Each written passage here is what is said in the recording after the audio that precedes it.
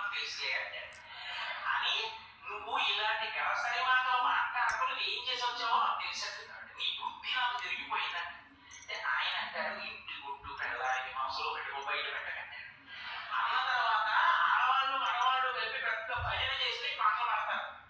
పాట పాడి ఆఖరణ అంటారు, ఇంటి గుట్టు బయట పెట్టుకో దెబ్బలాడుకోకండి, ఏదో రకంగా కలిసి బతకడానికి నేర్చుకోండి వెంకటేశ్వరుడు మాకు నేర్పాడు.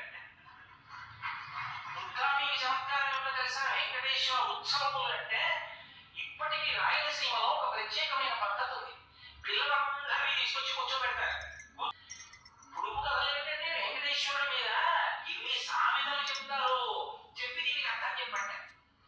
ఏదో మీకు నేను ఒక ఉదాహరణ చెప్పాలంటే రాయలసీమ ఉత్సవాల్లో వెంకటేశ్వరుడి విషయంలో మాట అంటారు, గోర గోవిందుడికి వైభవం అంతా వెంకటేశ్వరుడికి. దీని అర్థం ఏమి చెప్పు అంటే గోర గోవిందుడికి అంటే గోవింద గోవింద గోవింద గోవింద, పుట్టినరోజు ఎవరిని?